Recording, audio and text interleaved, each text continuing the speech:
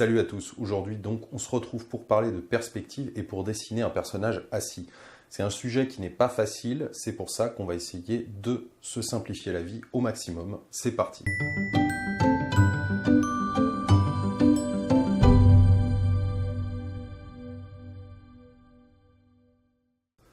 C'est quelque chose qui, je sais, peut poser des difficultés, mais on va partir toujours avec la même logique, le même principe.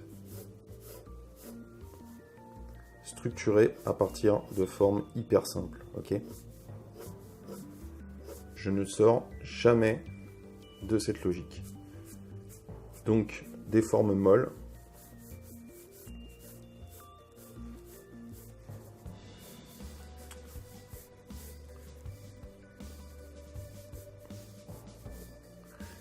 Comme ceci, pour vous aider à structurer le corps, ok? Il y a deux grandes parties dans le corps, donc là il y a le buste, hein, et là je fais un rectangle qui va englober la cage thoracique de mon personnage.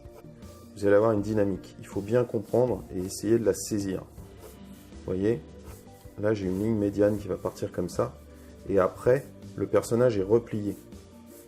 Et il est replié avec une ligne directrice, voilà, qui part à peu près comme ceci. On va commencer ensuite par d'abord par placer, positionner les membres, mais je commence par ma structure, comme je vous le disais, ma structure globale.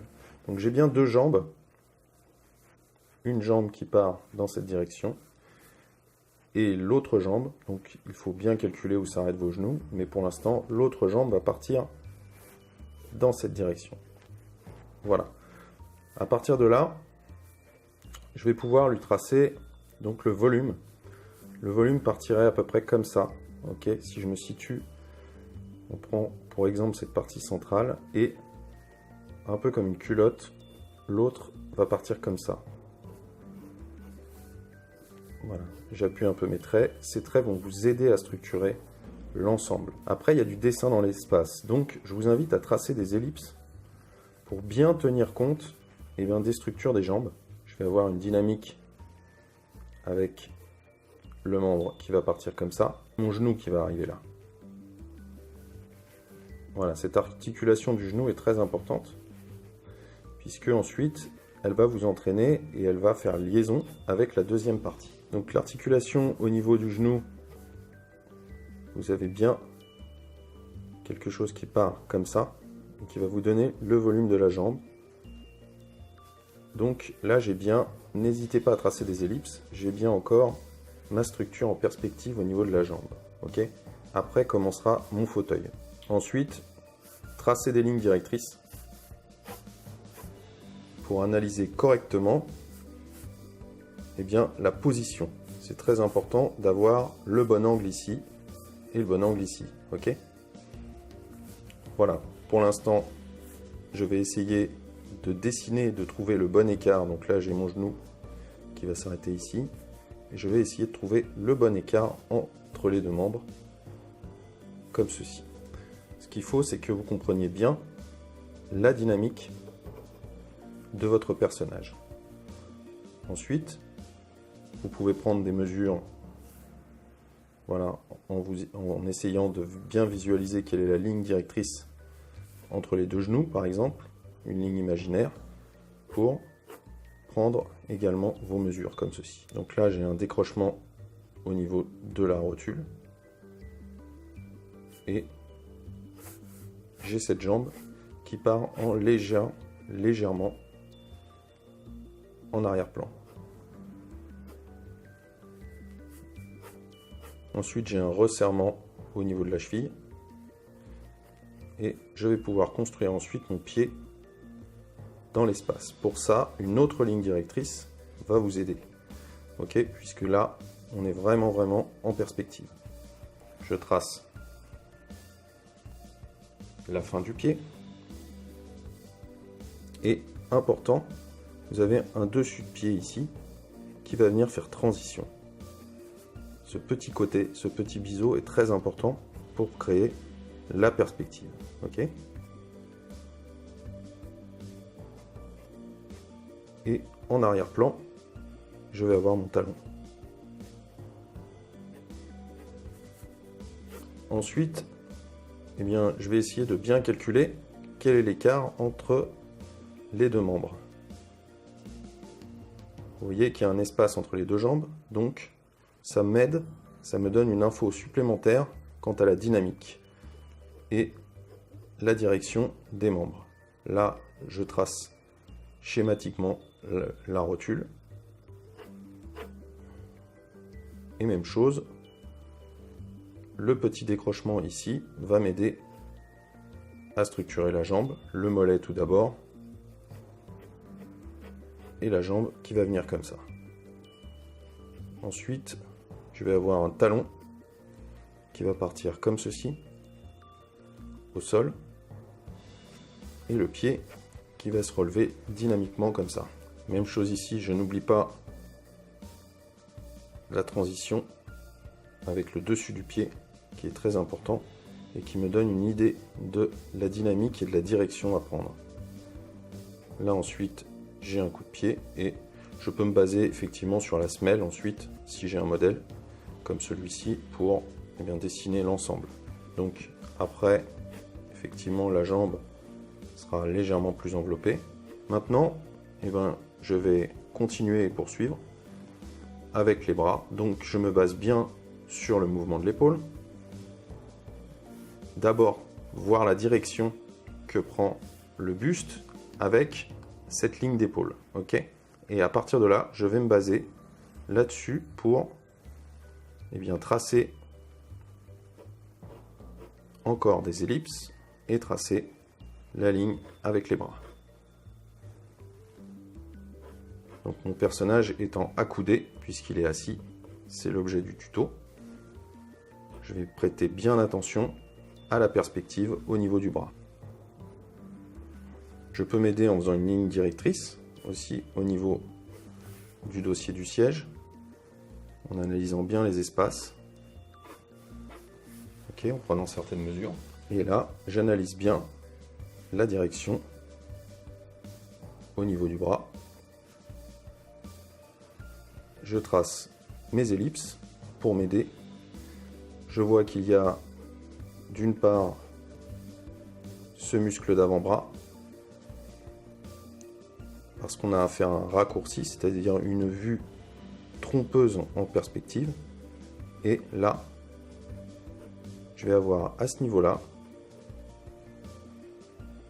l'articulation au niveau du poignet et la main qui va venir s'articuler comme ceci. Là, la position avec les phalanges et la cassure de la main.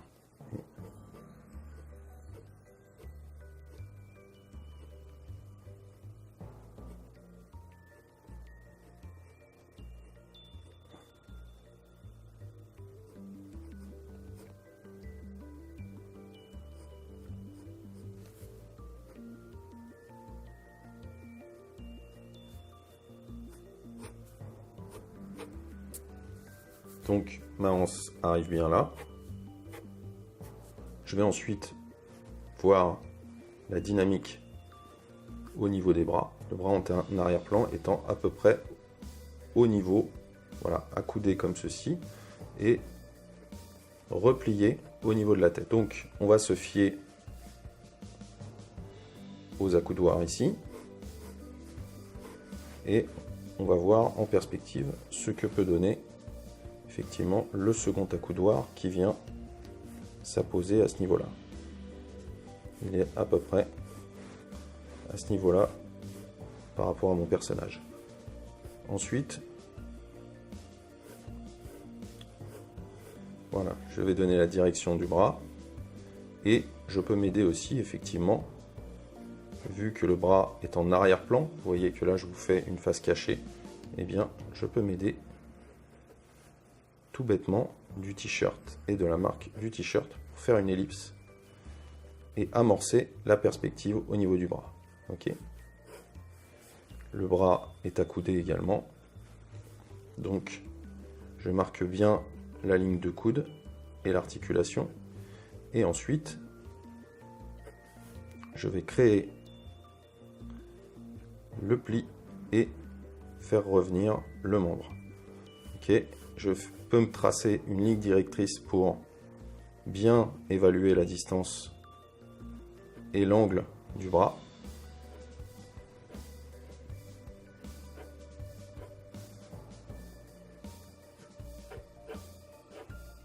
Et là, encore une fois, je reschématise. Ma rotule étant, mon coude, excusez-moi, étant là. Et je vais avoir une ellipse à ce niveau-là, au niveau de la cassure du poignet. Le poignet qui va se casser, qui va venir se casser comme ça, la main. Et là, la paume va également être assez présente, comme ceci. Donc la main va être repliée comme ceci, et les doigts vont finir comme ça. Je n'ai plus qu'à représenter la tête, avec la hauteur de tête qui arrive à peu près ici, au niveau des phalanges, et ensuite la direction. La direction étant tout simplement calée, voilà, au niveau de la boîte crânienne, et voilà, remontant comme ceci. Ok.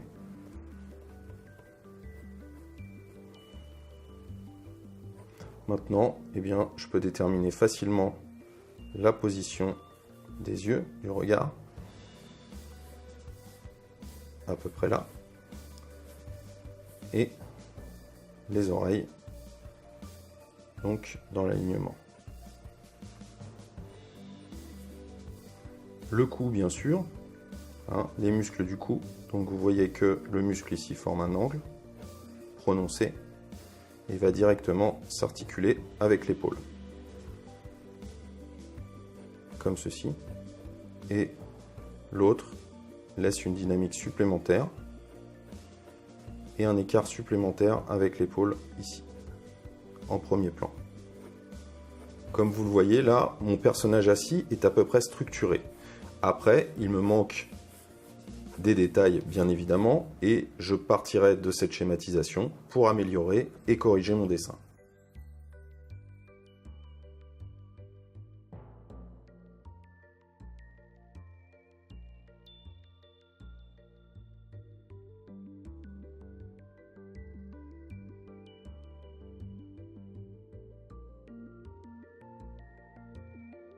Voilà mon dessin schématique un peu plus clarifié.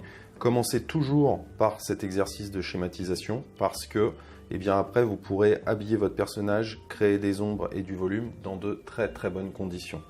On commence toujours par la cage thoracique, non pas par la tête quand on dessine un personnage. La cage thoracique qui va vous aider, donc ce fameux cube, cette fameuse forme molle qui va vous aider à trouver donc la position et la dynamique. Ensuite, une fois que vous avez cette ligne directrice et eh bien, créer le volume et la perspective au niveau de tout ce qui est buste et cage thoracique, eh bien, vous pouvez tenir compte aussi du bassin. Et le bassin, vous tracez soit un cylindre, comme je vous l'ai montré, soit une forme, donc là on peut dire une forme de slip, un petit peu, de culotte, mais vous pouvez aussi tracer un deuxième cube pour ensuite eh bien, créer des cylindres à l'intérieur et voilà, dessiner les jambes après. Alors, comme vous l'avez vu, une nouvelle fois, j'utilise la schématisation.